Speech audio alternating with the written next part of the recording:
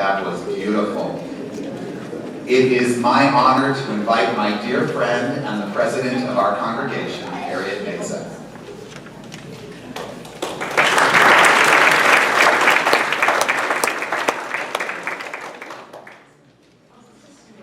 I'm reading from yours. It was so wonderful to stand at the front door and watch my whole life walk before me. It's great. It's just great. Where is my light over here?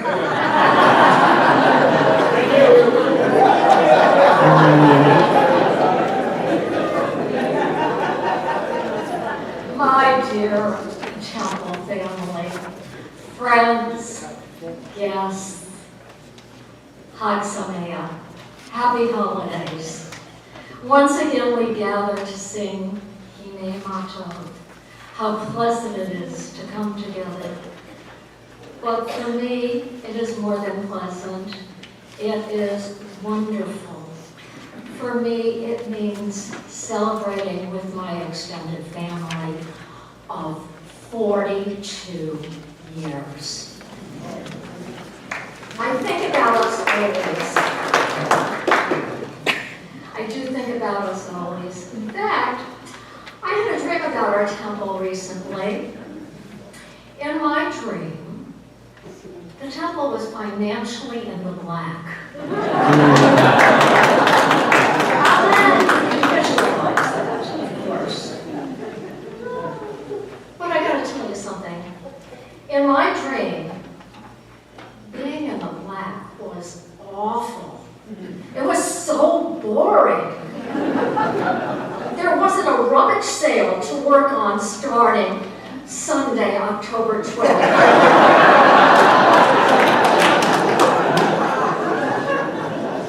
And opening for customers Thursday, October 16th. In fact, members couldn't seem to see any reason to bother getting together about anything important anymore to solve any mutual concerns. Our temple home was no longer our common concern. It was perfectly perfect. So we sat around and sipped our tea and ate our biscuits and chatted and vegetated while our minds went to waste. I mean, where was the challenge? We had no challenge. And you know how the building of friendships take place when we work hard together, lasting friendships. How could this happen? It was such an awful dream, I can't begin to tell you. And I couldn't wait to wake up. Now, don't want you to worry, not to worry. As long as we own a home, we temple members will never be out of work or retire. Right? I mean, there's always a need to rebuild, to repair, to refresh, and to contribute. You know, we are not in the black, but we are in the dark way too many times. Way too often. Have you noticed it? In fact, I remember a few years ago, because this has been going on for a long time, a potential member called the temple 3 days in a row. Couldn't get in, the phones were dead. I think that was a little before we had computers even, so now it's worse. And after 3 days, she decided they're out of business. Well, here's the good news. DTE has redone all the wiring, the grids, everything in this neighborhood. For years we've been after them. Can't you do something? So they took care of their part. Here's the bad news. We have to update our antiquated electrical system before we can take advantage and be compatible. Funds for the upgrade were not in this year's budget. We were running a very austere budget. We are. And, you know, it took us 3 recent storm to remember that we do have some troubles around here. The new building committee has been terrific. This is the dream board of trustees. I can't begin to tell you. The new building committee has been right on the spot. You probably noticed some issues around here. George Molnar, Michael, Duran Daisy, Greg Campa, getting estimates, doing everything imaginable to repair, rebuild, and so on. 100% of the temple board has pledged already to help. And now my job is to ask you to donate to not only the electrical problems, yes, that's first and foremost, and that's why Kathy Radner, a board member, could come up so easily with our slogan this year, keep the temple turned on. You can't forget that one. Turn the temple, to keep the temple turned on is the name of this year's holiday campaign. Our goal is to improve the temple's electrical system so to help prevent really costly power outages. And then we're going to take care of other things too with your help. Before I tell you to look at the pledge cards, which are in your service booklets, and if you don't have one, we'll gladly give you one. I want to tell you how I see this building. It is our home. We are so lucky there are things here every day of the week for us. But it is also the landmark of humanistic Judaism. In 3 weeks, people will be coming, members will be coming from the other 20 some odd, almost 30 congregations here, as they do every year in the fall and the spring. And they always remark how awesome it is that we have this building. They don't have buildings. We inspire them with this building to go for it and keep plunging ahead. Because you see, all of us together make up the numbers. And all of us together are represented through the Society for Humanistic Judaism to our lobbying group in Washington, D.C., the coalition, Secular Coalition of America. And we are really, really getting heard. It's good. It's great. So, if people are shaking their heads at me. Okay, so think of the temple as something that is more than just our home, but a magnificent structure once we get it back in shape, and representing, symbolizing humanistic Judaism for all those who don't have a place of their own but wish they do, and I think it gives them inspiration.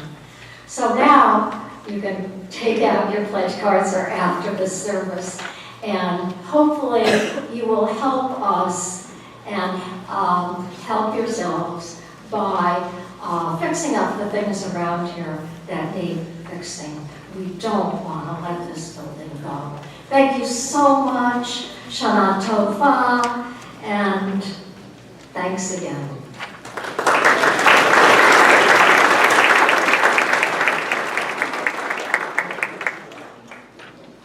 It is not an easy thing to be in leadership, and I appreciate all that Harriet and our board does here. Readers tonight are drawn from our leadership as well as our membership: Steve Blum, Kathy Radner, Rosalie Young, Bonnie Cousins, the Executive Director of the Society for Humanistic Judaism, by the way, Michael Jaron Dacey, Ned Greenberg, Jerry Grodsky, Paul Kadish, Ruth Kadish, and Judy Freund. And we will begin on page 1 with a welcome. Steve.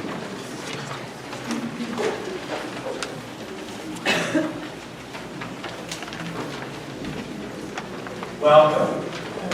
We gather tonight to reflect on the year that has passed, to consider our responsibilities to ourselves and to society, and to renew ourselves and our community. Our presence here today affirms our connection to our Jewish heritage, whether acquired through birth, choice, or association. We gather tonight to share with family, friends, and the community the significance of this day, the first day of the Hebrew month Tishrei, the beginning of the New Year festival season. And now I invite you all to sing with us, Hevenu Shalom Aleichem.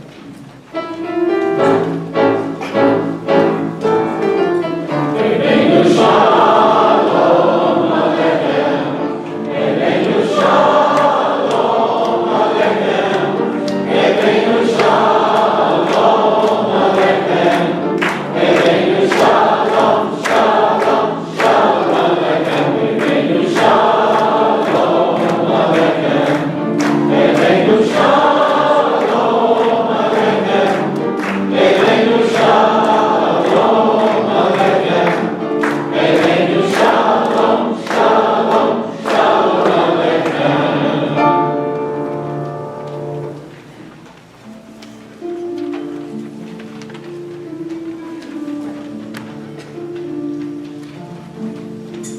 Now is the time for turning, and together, Leaves are beginning to turn from green to red and orange. the birds are beginning to turn and are heading once more towards the south. The animals are beginning to turn, storing their food for the winter. For leaves, birds, and animals, turning comes instinctively, but for us, turning does not come so simply. It takes an act of will for us to make a turn. It means breaking with old habits. It means admitting that we have been wrong, and this is never easy. It means losing face. It means starting all over again. And this is always painful. It means saying, I am sorry. It means admitting that we have the ability to change, and this is a difficult thing to do. These things are terribly hard to do. But unless we turn, we will be trapped forever in yesterday's ways. Let us return From callousness to sensitivity, from hostility to love, from pettiness to purpose, from envy to contentment. from carelessness to discipline, from fear to faith. Let us turn around, let us face ourselves. Let us face each other. For in isolation there is no life, but in community and companionship there is love and joy and forgiveness. Let us all sing together.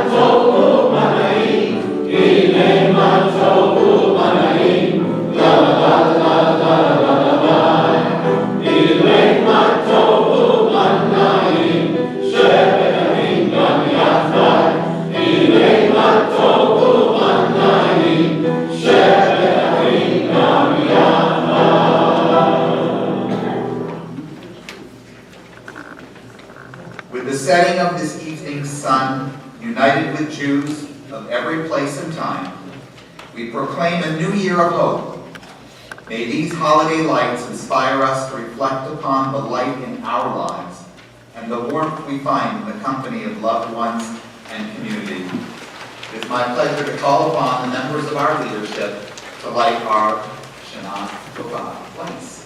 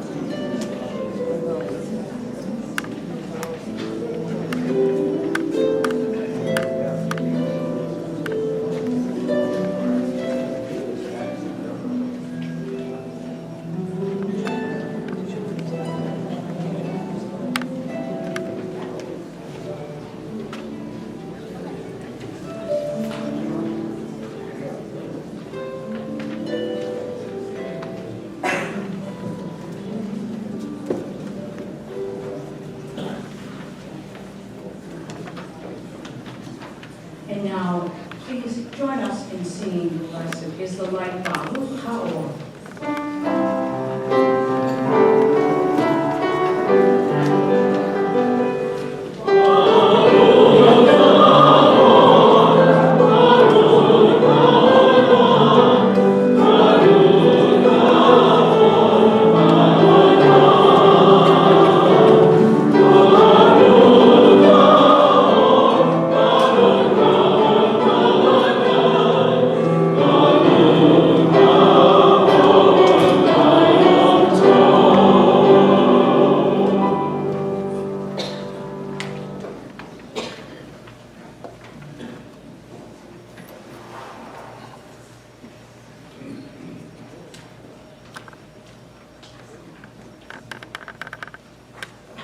Please read responsibly.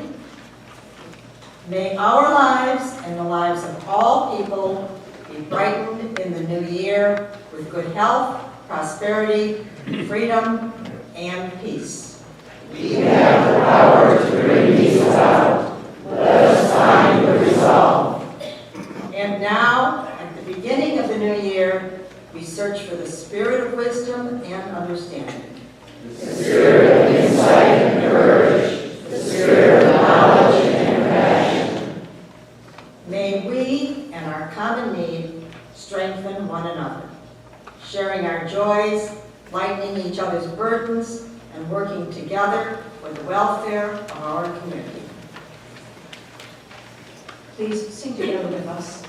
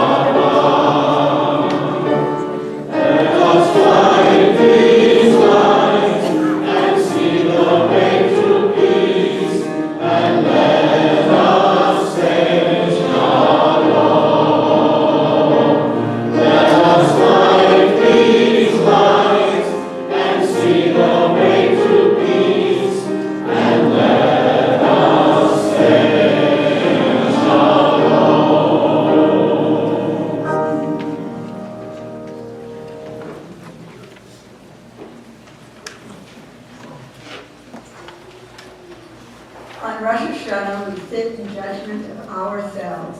Before the tribunal of reason and honesty, the roster of our deeds stands exposed. The reality of our lives meets the sharp scrutiny of our ideals. We want to be so much more than we are.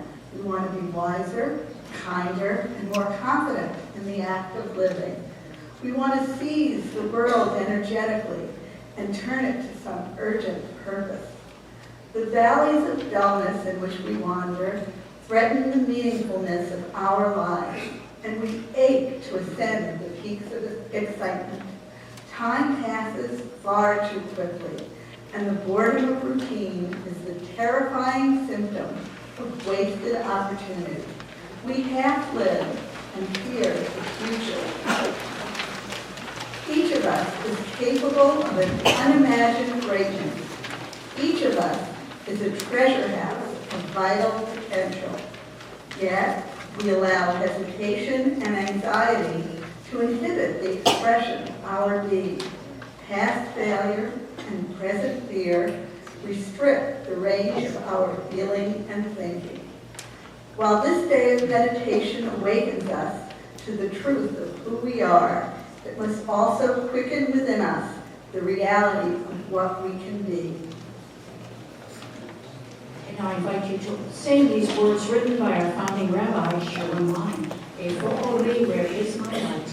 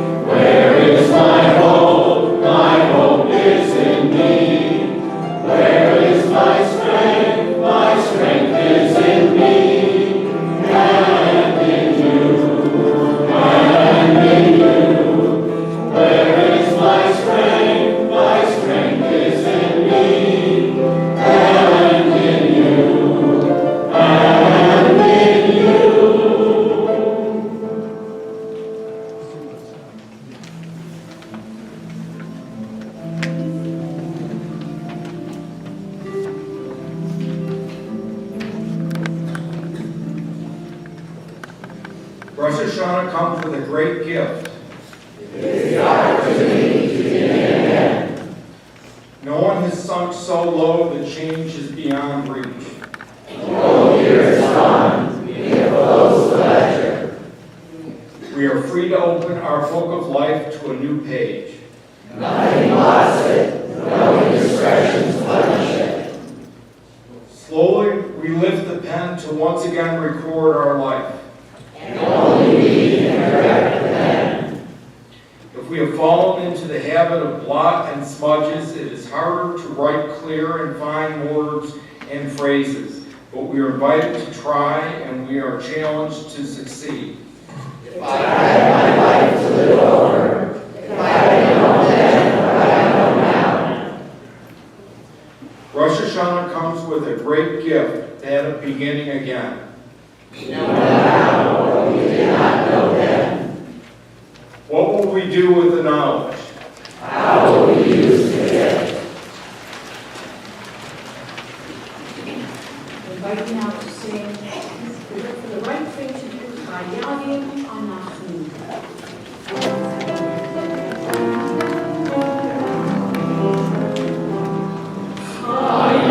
Ki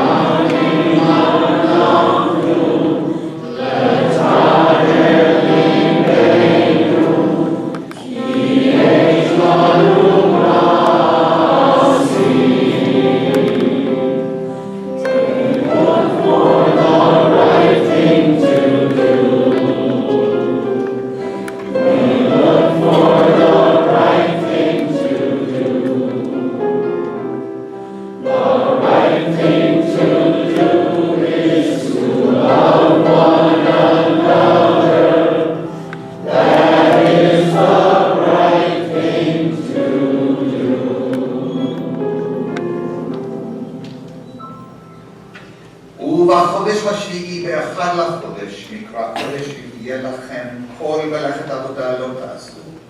יום תרועה יהיה לכם, תיקחו בחודש שופר, בכסה ליום חגים. In the 7th month, on the 1st day of the month, there shall be an assembly, a cessation from work, a day of sounding the shofar. Sound the shofar when the new moon appears.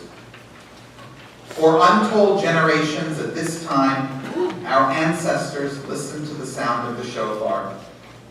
What did they hear in its piercing tones? What solemn truths did they detect in its calls, which stirred them so profoundly each year? And what does the shofar say to us today, as we stand at the dawn of the new year, groping for a light to guide us and beliefs to sustain us? Tekiah, awake. Let not habit dull your minds, nor comfort harden your hearts. Examine your deeds, look well into your lives, and your ways. As we hear the sharp tekiah blast, let us rouse ourselves from smugness and self-satisfaction, from callousness and self-righteousness. Shivarim, the broken refrain, listen to the staccato cry.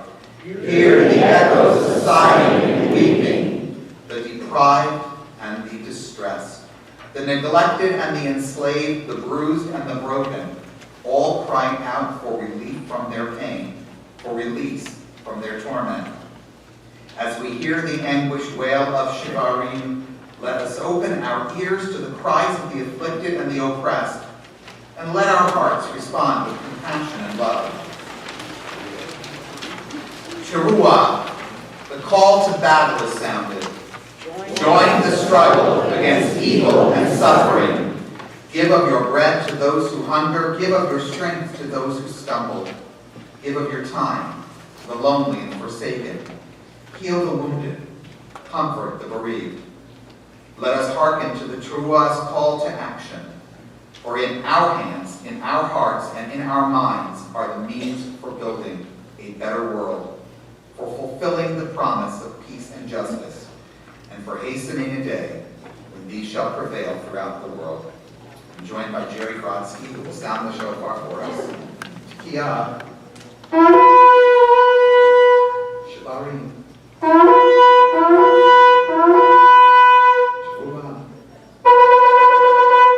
Tekiah Gedolah.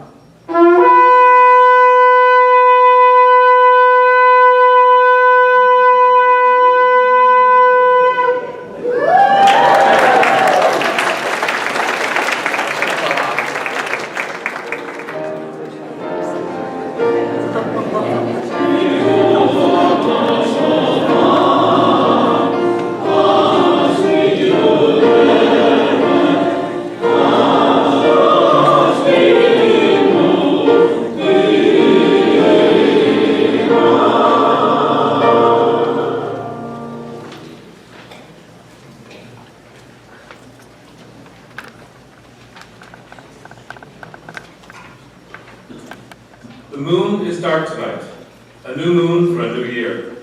It is hollow and hungers to be full. It is the black zero of beginning.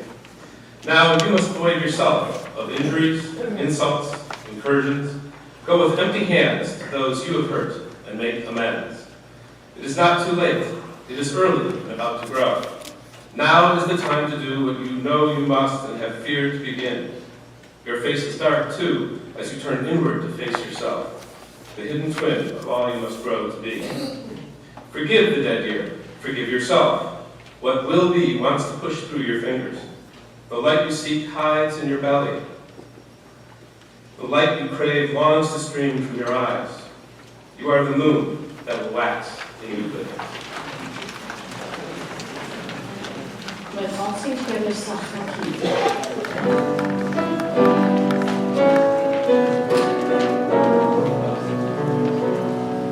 Thank you.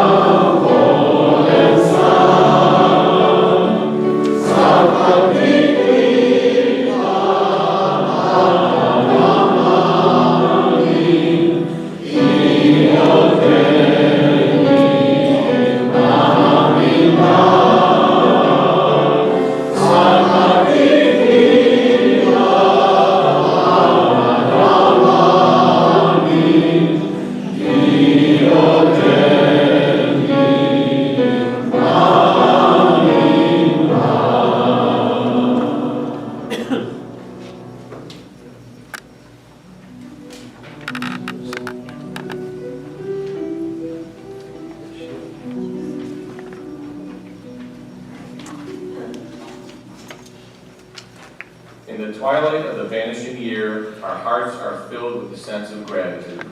We are stirred by the memory of joy as the new year begins. We were sustained by love and kindness, comforted in times of sorrow, found happiness in our homes, and gladness with our friends. As the new year begins, we join in happy song. But there were dreams that came to naught, and times when we refused to dream. These too we now remember as the new year begins. As the new year begins, contrition fills our thoughts. Some of our days were dark with grief. Many a tear furrowed our cheeks. Alas, for the tender ties that were broken. We look back with sorrow as the new year begins. As the new year begins, tears well up within us. Yet we look ahead with hope, grateful for this time of renewal, for the possibility of a year to come. Let this Rosh Hashanah, celebration of life, be our day of renewal into life and peace, serenity and safety as the new year begins. As the new year begins, so is hope reborn in us. Let's all sing together, Rosh Hashanah.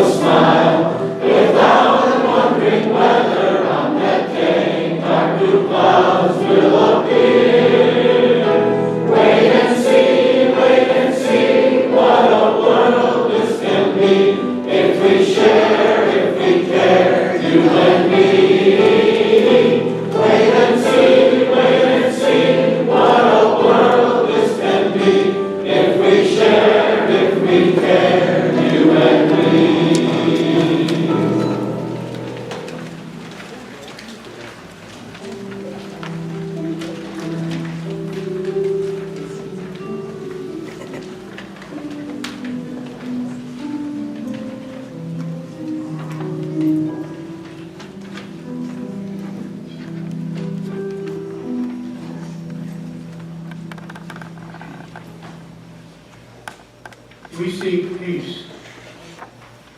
It is the most precious gift we can bestow upon ourselves. May we find the will to proclaim its message to all the peoples of the earth. May our country always be a stronghold for peace and its advocate among the nations. May contentment reign within its borders, health and happiness within its homes. May the strength, the bonds of friendship among the inhabitants of all lands, and may the love of humanity permeate every home and every heart. May we labor for righteousness, and in so doing, author a new book of life. Blessing and peace, for we alone are the source of peace. Please join together and sing.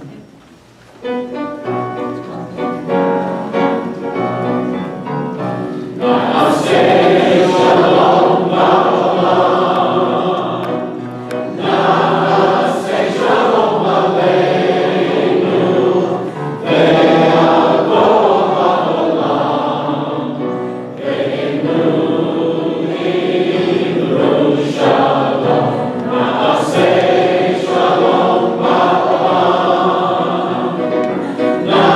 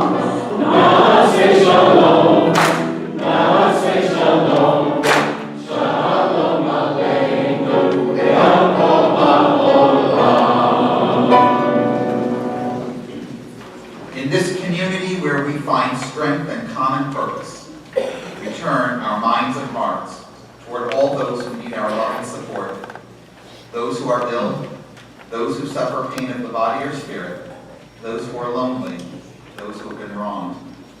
May all who suffer know that they are not alone. May they be healed quickly.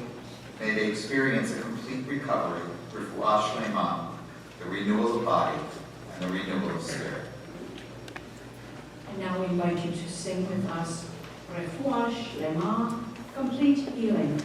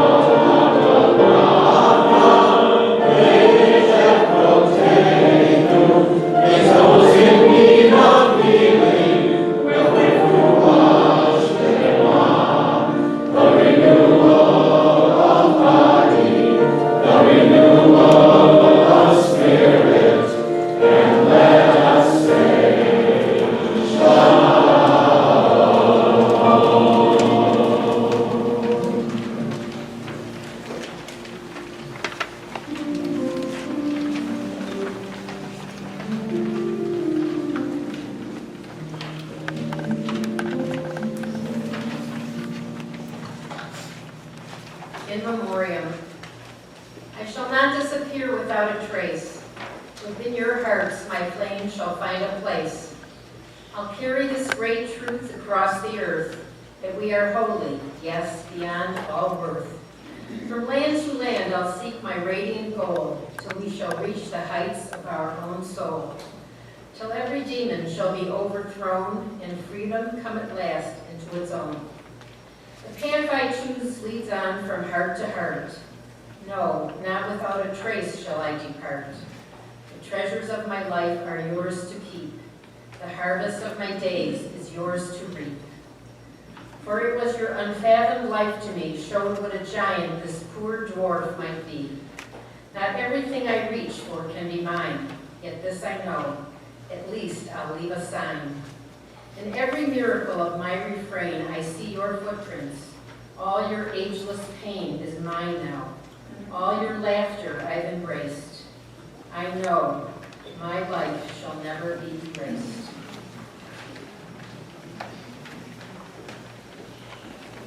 Our thoughts turn to those who are no longer with us, our own loved ones, those whom our friends and neighbors have lost, the martyrs of our people whose graves are unmarked, and those of every race and nation whose lives have been a blessing to humanity. As we remember them, we meditate on the meaning of love and loss, of life and death. We think of our loved ones whom death has recently taken from us, those who died at this season in years past, and those whom we have taken into our hearts without knowing. Yehi zikram livracha. May memories of them provide blessing. If you can do so comfortably, please rise for the Humanistic college. Nitzkadal v'nitzkadash v'ruach ha'adam. Let us enhance and exalt ourselves in the spirit of humanity. Let us proclaim the preciousness of life. Let us show gratitude for life by approaching it with reverence. Let us embrace the whole world, even as we wrestle with its parts. Let us each in our own way take up our share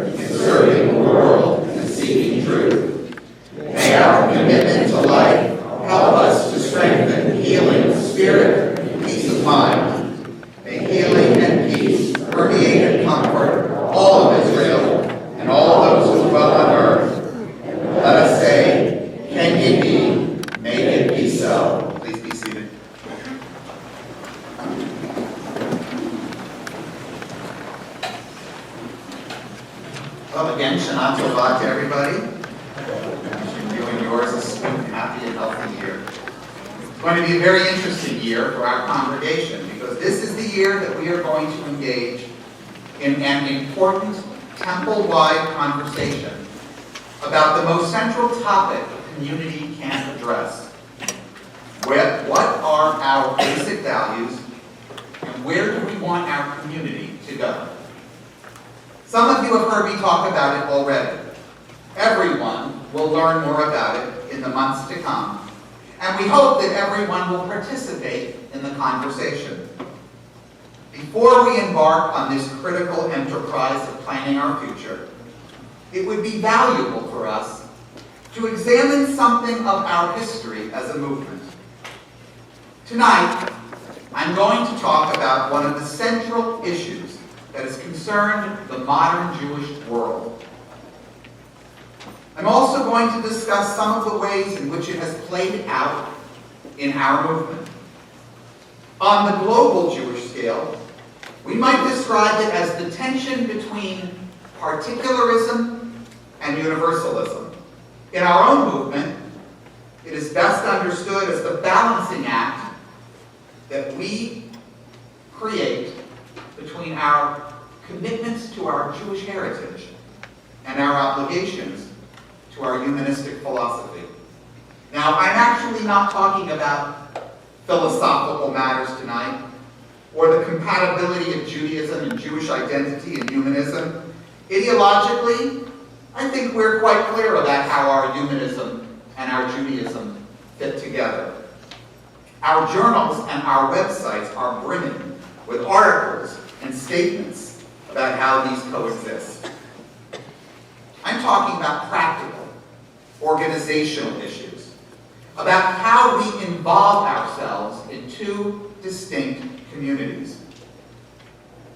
As humanists, both our National Society for Humanistic Judaism and our own congregation, under the influence and guidance of our founder, have historically maintained close ties with many of the scores of atheist, agnostic, skeptical, free-thinking, and other humanistic organizations.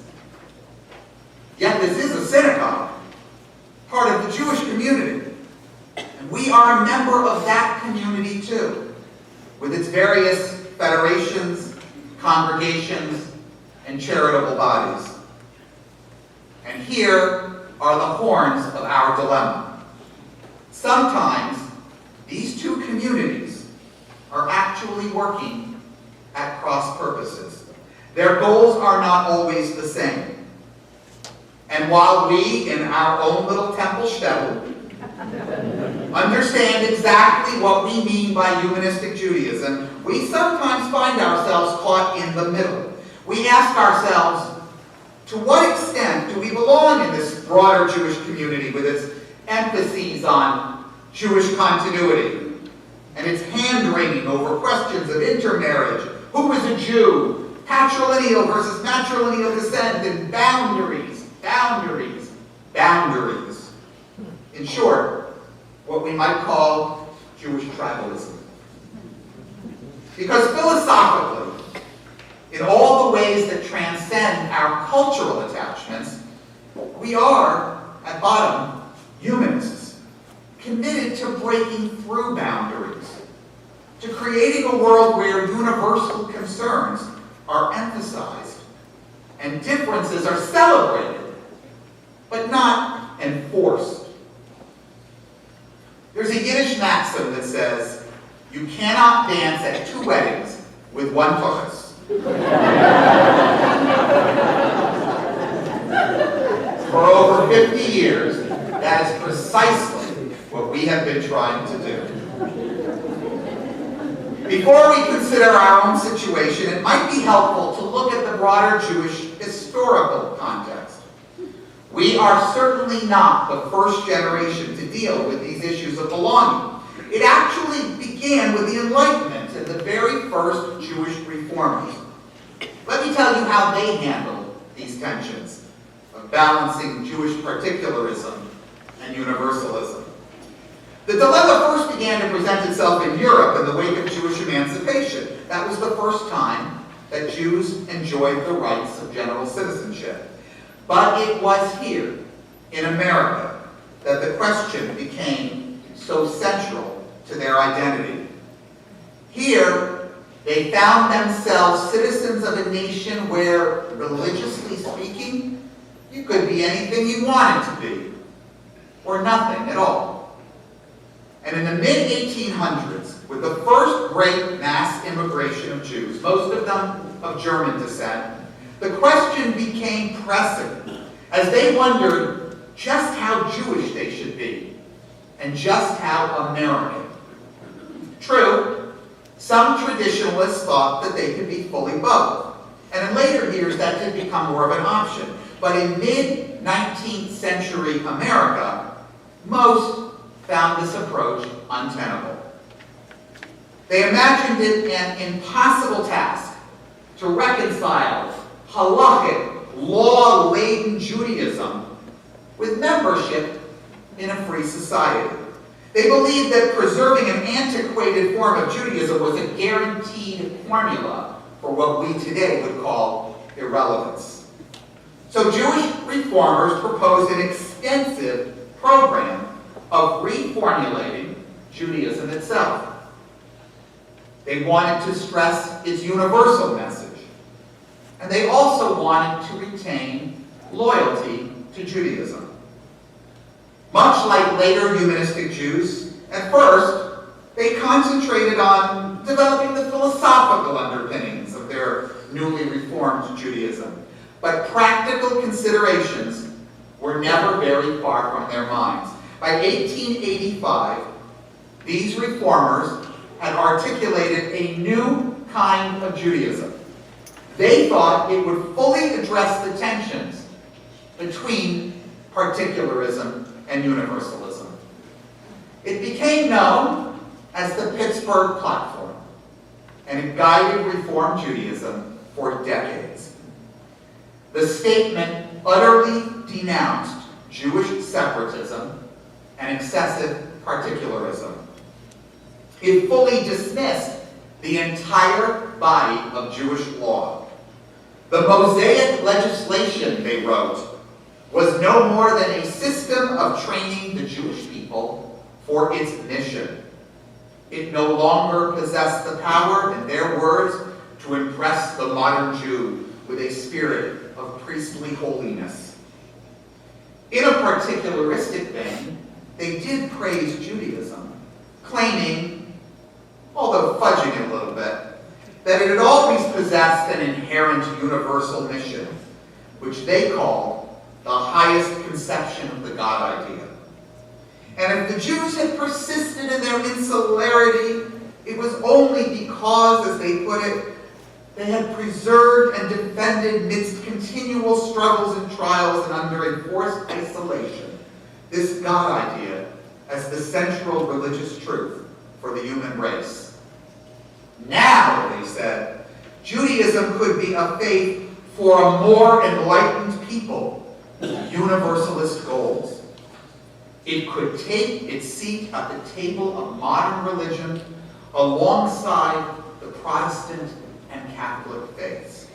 And at the same time, it could pursue its mission of spreading what they called monotheistic and moral truth and working for the establishment of the reign of truth and righteousness among men.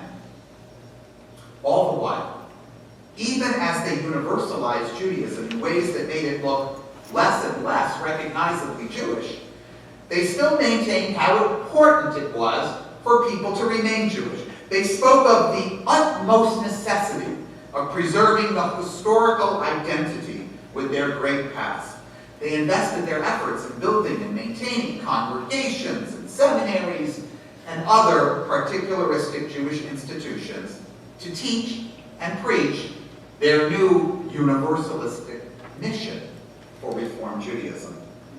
Such efforts as theirs, attempting to balance particularism and universalism, remain in many ways characteristic of every Jewish group in the diaspora. But they are particularly acute for humanistic Jews. Like the early Reform movement, we are committed to a profoundly universalist philosophy. Like them, our universalist goals are sometimes in tension with our particularism as Jews. Our efforts to maintain this balancing act are indeed an attempt to dance at those two weddings, and it has not always been very successful. In fact, it has split our movement once before. How many of you know the true story of Cincinnati's congregation, Beth Adam? It was the humanist, still is the humanist Jewish congregation there. In 1994, the Reform Movement's congregational arm, the Union of American Hebrew Congregations, what they now call the Union for Reform Judaism, rejected an application by Beth Adam to join the Reform Movement. By a vote of 115 to 13, the decision was not even close. For the Reform Movement, the vote decisively defined its theistic boundaries. As opposition leader Rabbi Gunter Plaut said, freedom is a major aspect of Reform Jewish philosophy, but there is no freedom without limits. Most Reform Jewish leaders agreed with him that Beth Adam's membership would, in their words, infuse our community and our national movement with divisiveness, discord, and disharmony. How could Beth Adam have been so deluded? They were certainly aware of these sentiments before submitting their application. Cincinnati, after all, is the historical heartland of American Reform Judaism. It's home to the oldest campus of its seminary, the Hebrew Union College Jewish Institute of Religion. Beth Adam's rabbi, Robert Barr, is a highly visible alumnus of that school. What could account for this quixotic quest for membership in a religious movement that so clearly and obviously did not want them? Well, the application for membership in the UAHC by Beth Adam came on the heels of the termination of their membership in the Society for Humanistic Judaism. This was the result of a long simmering difference with Rabbi Wein, in which they claimed that the society was becoming, and this is their words, too secular, moving away from religion. Rabbi Wein did not deny this. He considered humanistic Judaism to be a radical, revolutionary development. Rabbi Barr, on the other hand, saw it as nothing more than what he called a logical development of Reform Judaism. He believed it could comfortably sit alongside Reform temples everywhere. As the dispute deepened, Rabbi Wein and Rabbi Barr came to blows, not physically, over the increasing distance of humanistic Judaism from the institutions of the conventional Jewish community. Specifically, humanistic Judaism's decision to found its own school, and thus to completely reject any attempt to educate its rabbinical leadership in the traditional institutions of Jewish higher learning, such as HUC-JIR, where Wein, Barr, and I all studied. The New York Times reported it this way: Beth Adam's decision to pursue affiliation with Reform Judaism grew out of its desire for a greater Jewish dialogue that would give its members a sense of context within the nation's Jewish community.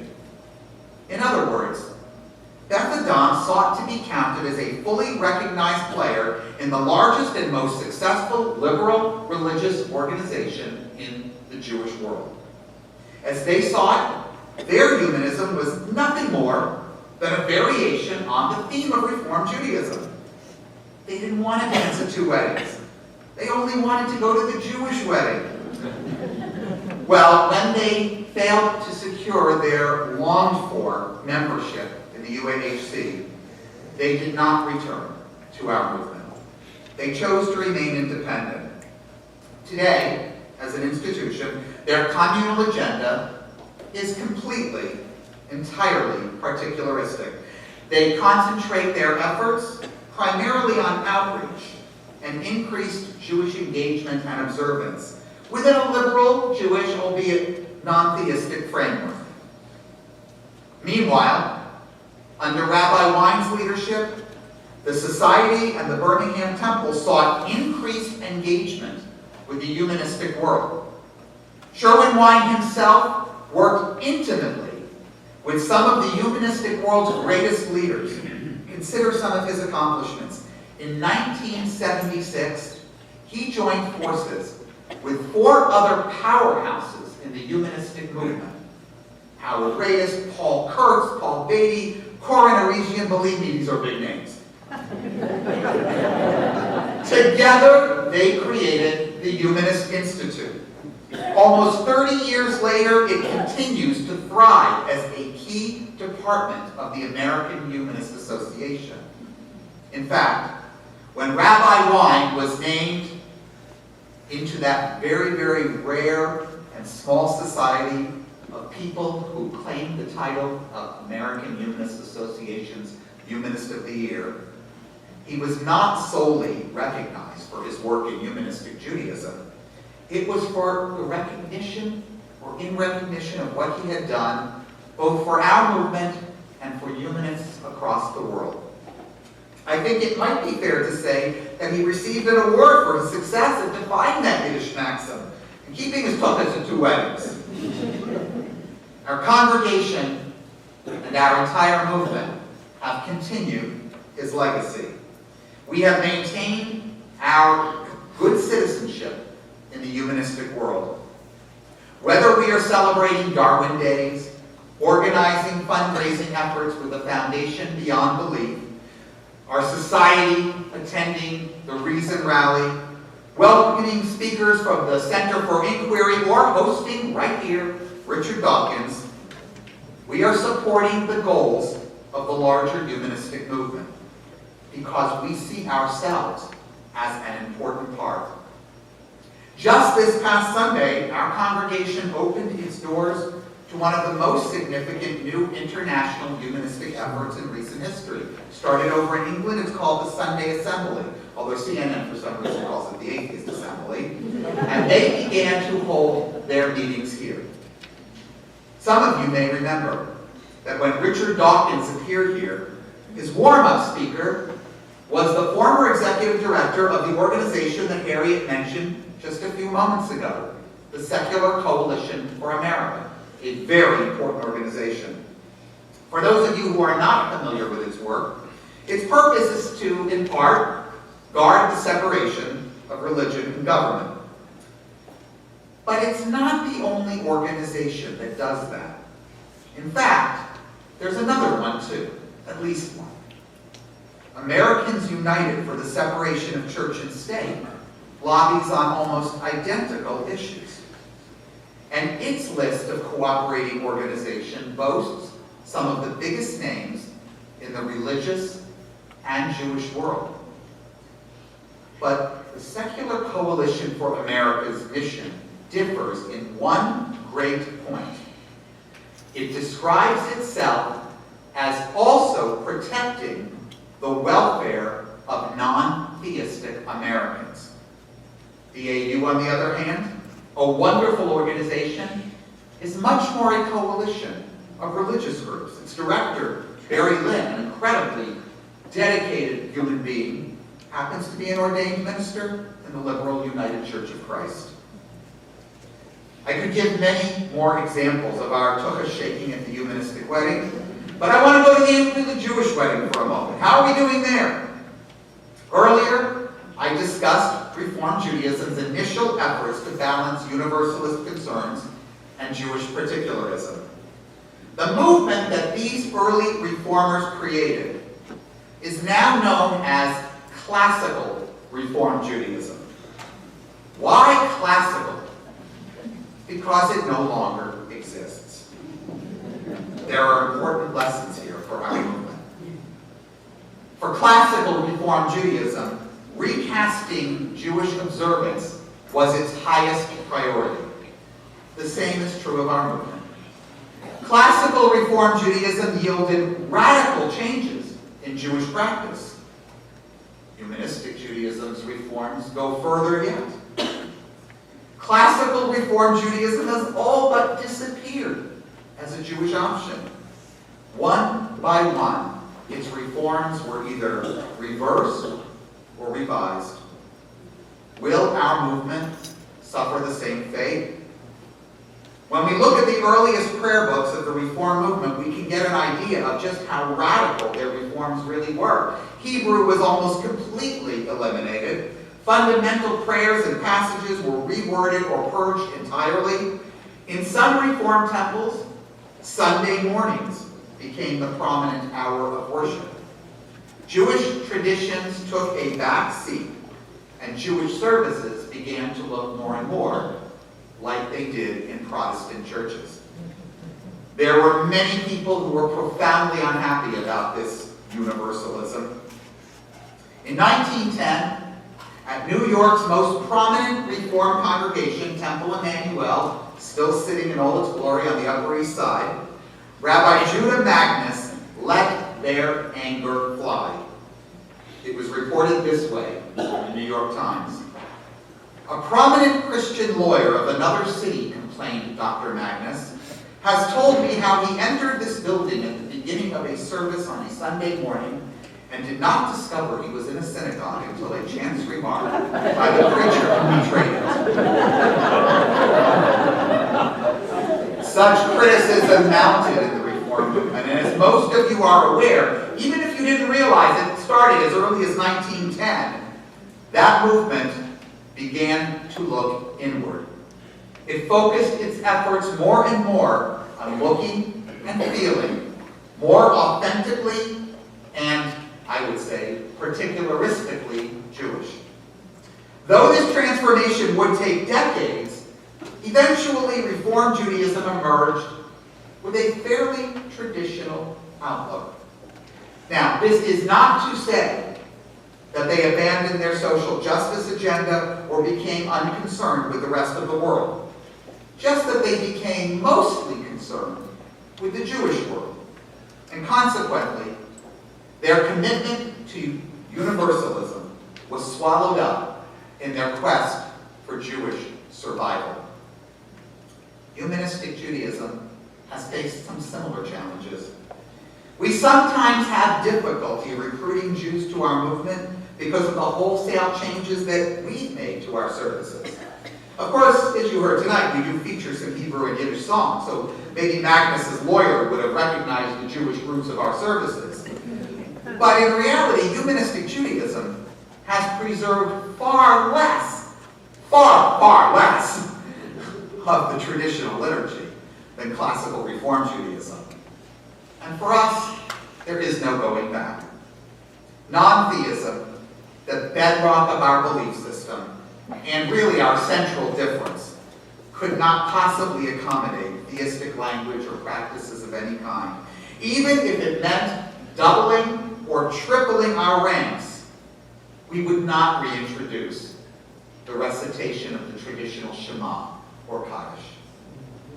This would be a betrayal of our principles of saying what we mean and meaning what we say.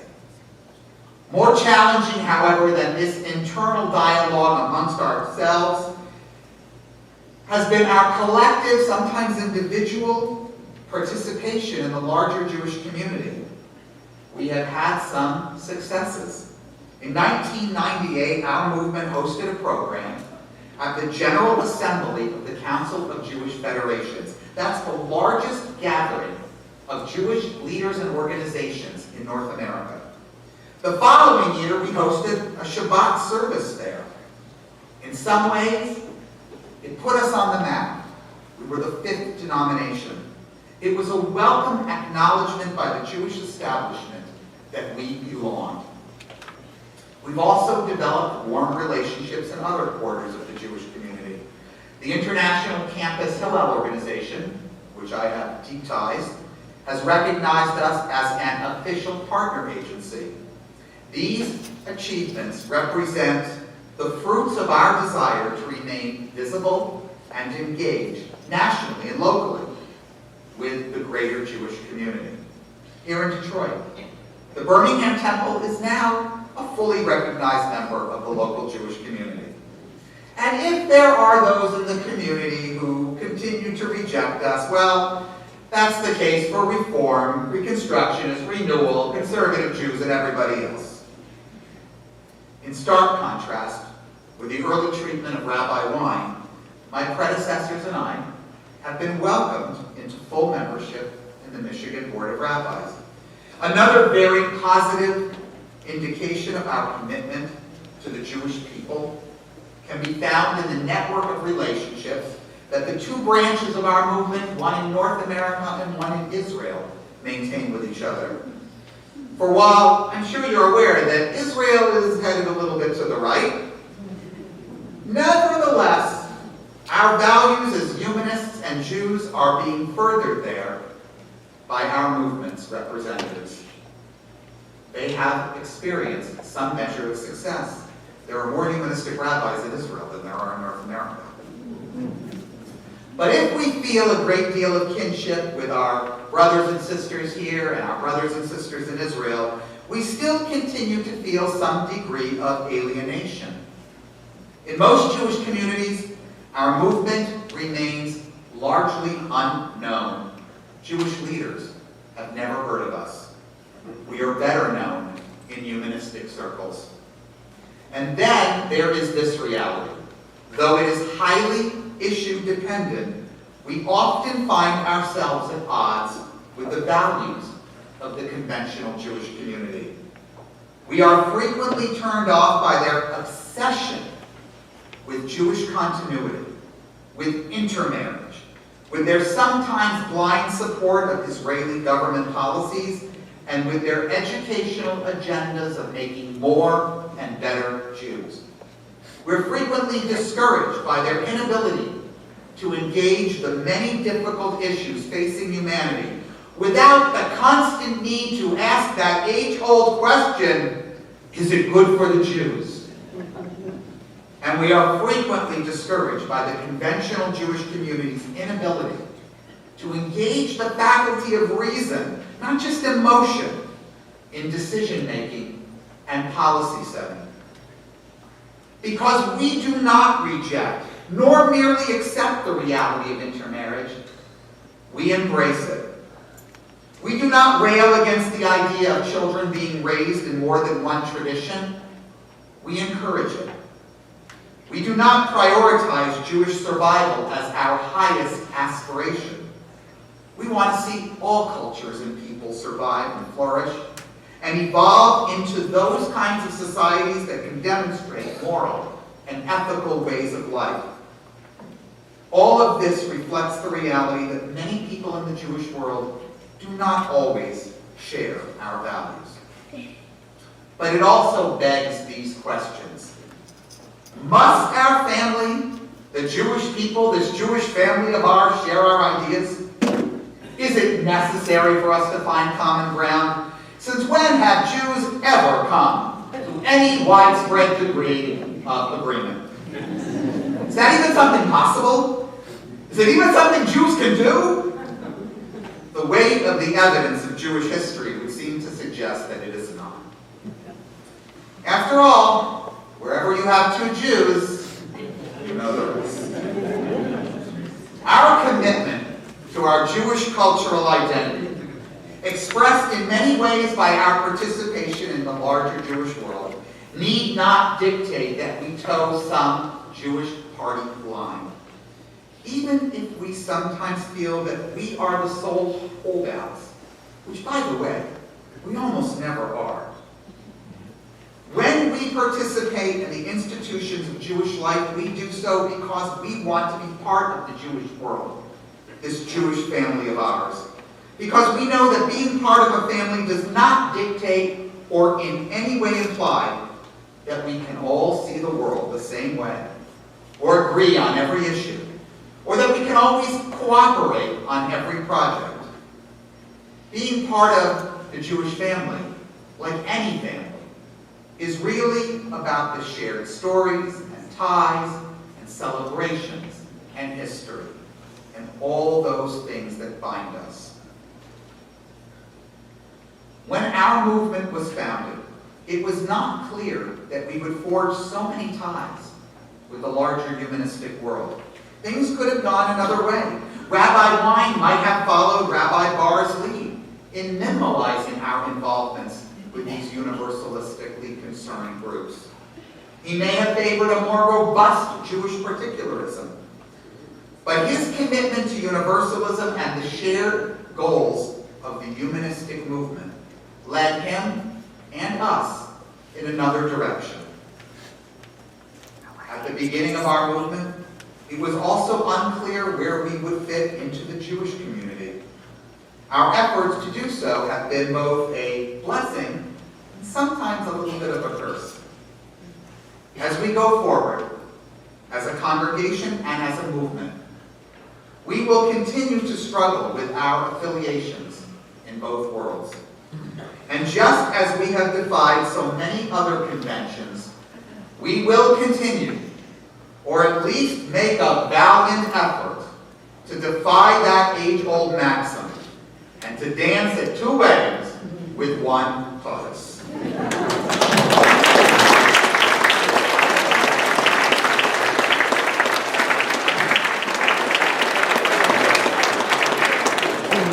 To conclude our service this evening, I'd like to invite Chief Freud. We're on page 19.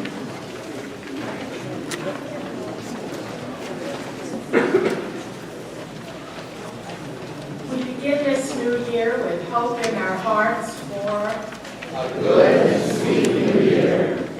a year of joy and happiness, A year of love and understanding. a year of peace and friendship, A year of prosperity. a year of health, A year in which the hope in our hearts is made real by the deeds of our hands. Shana Tova, Happy New Year. We invite you all to sing our last song together, Lu Yehi.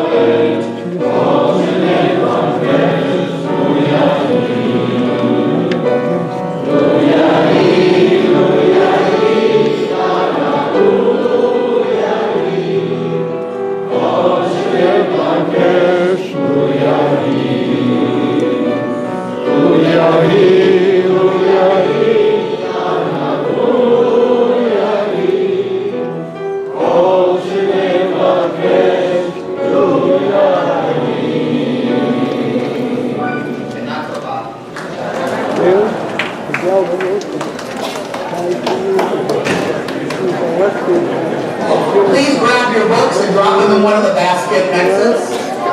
They're cards.